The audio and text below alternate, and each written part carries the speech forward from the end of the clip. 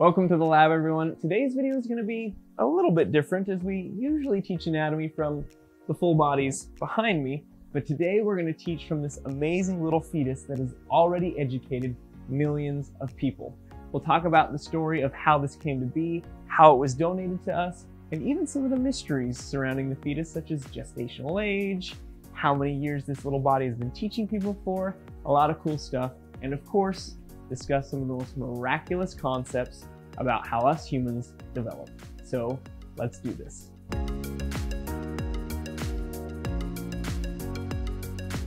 So before I unveil the fetus here, I do want to have this discussion or this talk about cadaveric education, and specifically the difference between teaching, say, from a fetus versus a full adult body that's lived a full life and chosen to donate their bodies to science. Yes, there's a little bit more tragedy associated with a fetus dying, or any young person for that matter, but let me give you guys a little bit of a shift in perspective, or at least our perspective on this. Justin and I get asked all the time, does it bother you guys to work with the dead, to do dissections, to remove tissues, remove organs and things of that nature? And without hesitation, we say, no, it doesn't. Because we believe that cadaver labs are much more about life than they are about death. Now that may sound a little ironic because when you walk into an anatomy lab, you see deceased bodies. However, the dead teach the living.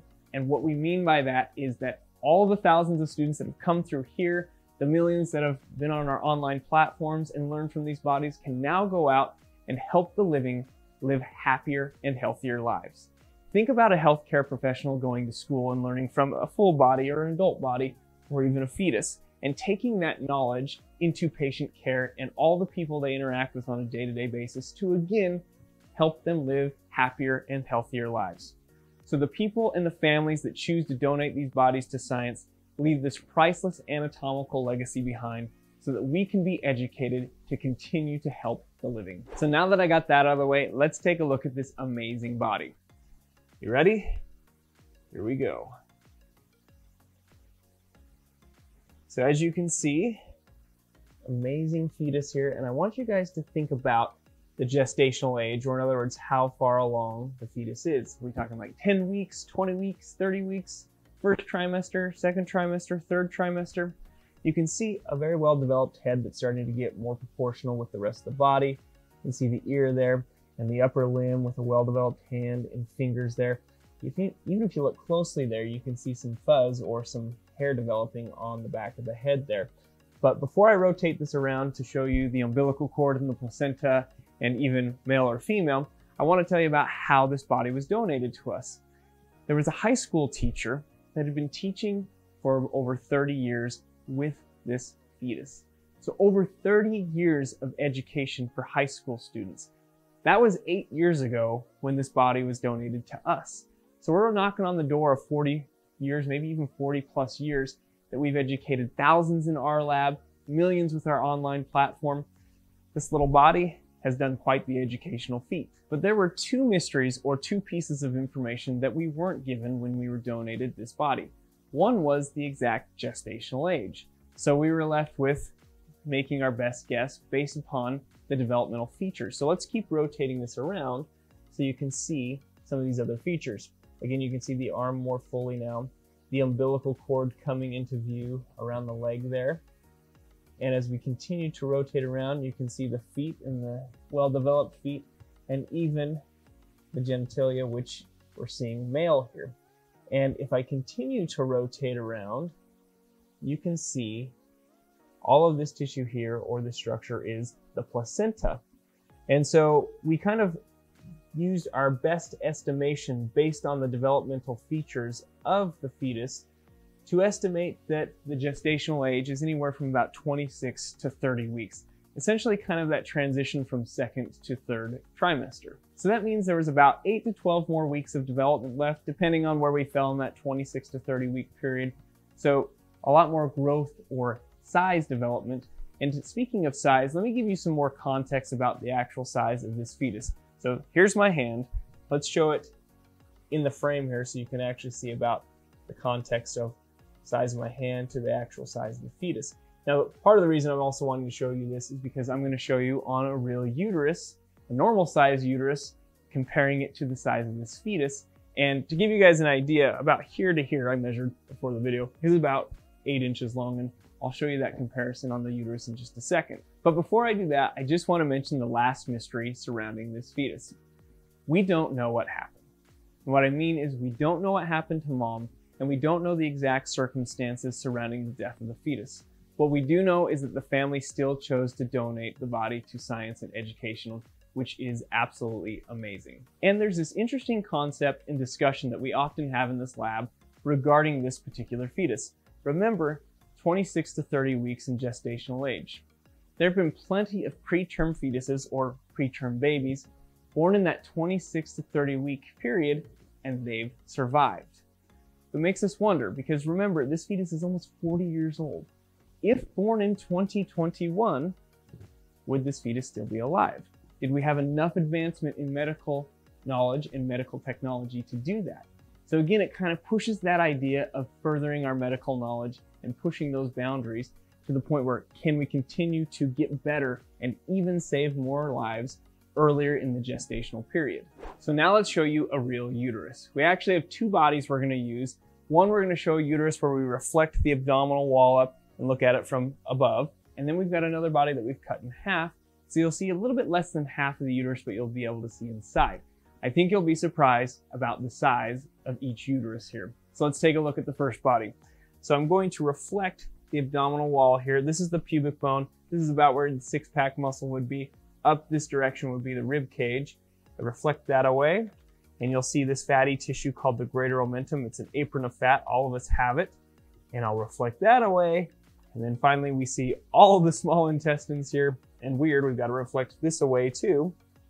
And finally, once I reflect all that tissue away, we have exposed the uterus right here. So essentially, this is the top of the uterus right here. Some other cool structures, if I pull down here, pull this tissue up here. The uterine tube runs in this connective tissue right through here. Let me get my hand out of the way. Runs in that tissue right there. But the tube is on the top edge of that tissue here, and I'm pinching the tube with the probe there, and I can actually get to the end of the uterine tube right there. Now, sometimes it's referred to the fallopian tube, but we prefer uterine tube here. Oops, I dropped it, picked it back up again. But then let me show you the other important structure, and that is the ovary, which produces the eggs, or the ova for eggs or plural in the technical sense. But we'll use this to talk about the size variation when we're talking about a regular size uterus without a fetus developing, and then how it changes during pregnancy. But let me show you the other body here. So over here, you can see this is the cut half right through here. And specifically, this is the right half of the uterus here. And you can see this is the inside. The majority of this tissue is made of smooth muscle. Over here, again, the ovary and that uterine tube, you can see embedded in that tissue right through here. Now, what's interesting about this when we're talking about fertilization, let's talk about that for a second. Here, the ovary releases the egg on about day 14. That egg then enters the uterine tube, gets in that uterine tube. Then sperm cells will travel up, enter into the uterus, go up into the uterine tube, and this is typically where fertilization takes place. That fertilized egg, or that zygote, will then descend down into the uterus and implant into the wall of the uterus.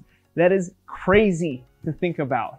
We started as one cell. It's a relatively large cell, but one cell nonetheless, and then it develops into this, and then eventually continues to grow into this. I mean, think about that. That's crazy. And now we go a little bit further and talk about the size of the uterus. Let's talk about the regular size. So the regular size of the uterus, again, right here is the uterus on the other body.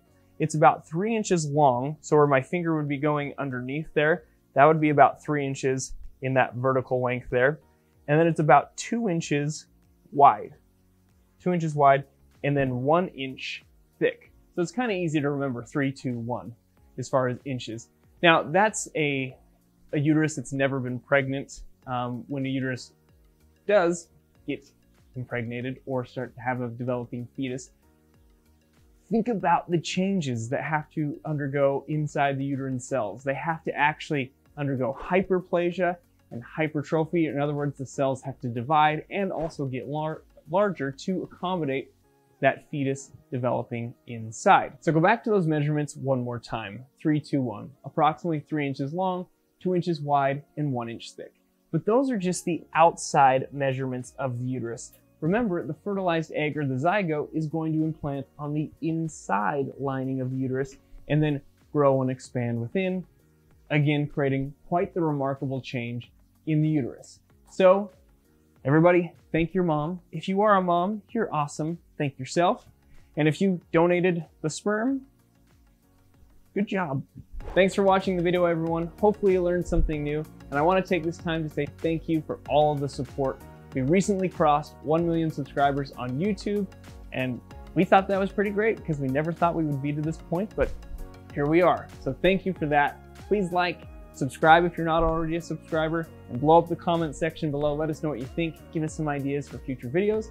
And speaking of support, you may have noticed that we have finished our anatomy artwork wall, and we have some artwork available for those who are interested. We'll put the link below, and you guys can go check it out, see if there's anything you like there. Until next time, stay safe out there, and we'll see you in the next video.